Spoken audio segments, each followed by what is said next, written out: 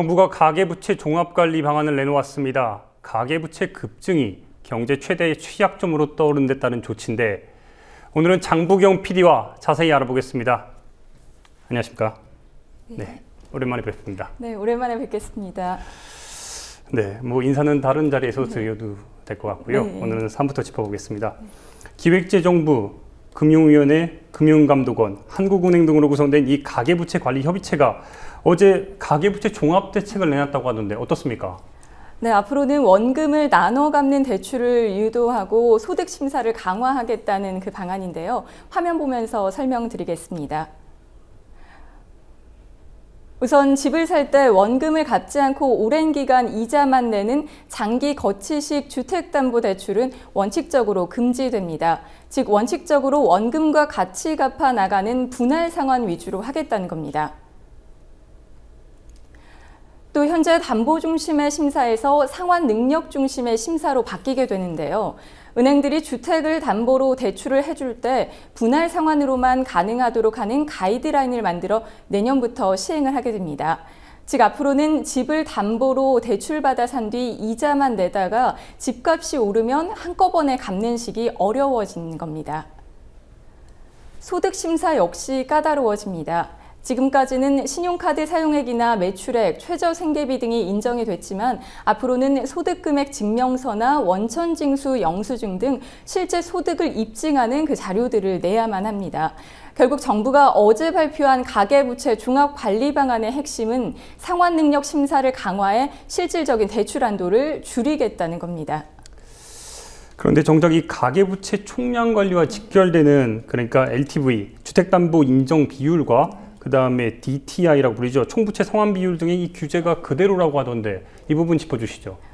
네, 맞습니다. 얼마 전 정부가 LTV, DTI 규제를 지난해 8월부터 각각 70%, 60%로 한시적으로 완화한 뒤 1년 뒤 더 연장을 하겠다고 했습니다. 여기서 LTV랑 DTI를 잠깐만 설명을 드리자면요. 주택담보 인정비율 LTV는 은행들이 주택대출을 해줄 때 대출자의 집값에 비례 설정하는 대출 금액의 그 비율을 말합니다.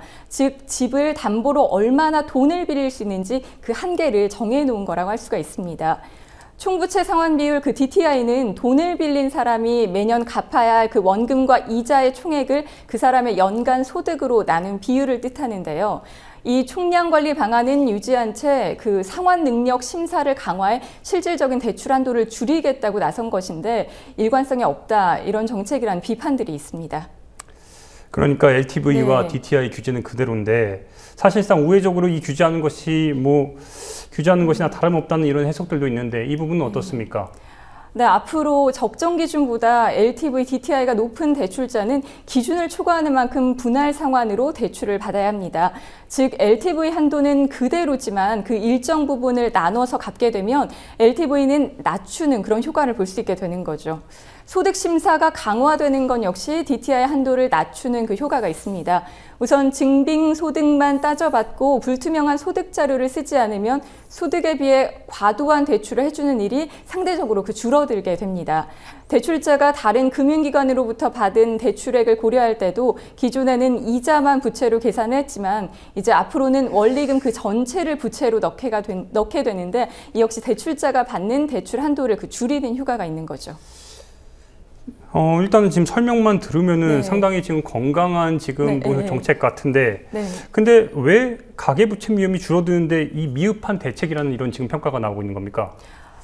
네, 1년 전 그 빚을 내 집을 사라 이런 정책을 갑자기 뒤집은 거 아니냐 이런 지적들이 나오고 있기 때문인데요. 지난해 8월 완화한 부동산 규제를 계속 유지한 상태에서 나온 대책이기 때문에 큰 실효성이 없을 것이라는 그 지적과 함께 기존에 집을 구입한 가계의 혼란을 더 가중시키는 것 아니냐 이런 우려까지 제기가 되고 있습니다. 결국 소득이 일정치 않은 그 자영업자나 서민들에게 금융기관의 그 문턱이 더 높아지게 되는데요. 저소득층과 다중채무자 등 가계부채 취약계층에 대한 구체적인 방안이 필요해 보입니다. 이번 관리 방안은 부동산 경기도 살리면서 가계부채 위험도 줄여야 하는 그 정부의 고육책으로밖에 볼 수 없을 것 같습니다. 네, 오늘 수고하셨습니다. 네, 고맙습니다.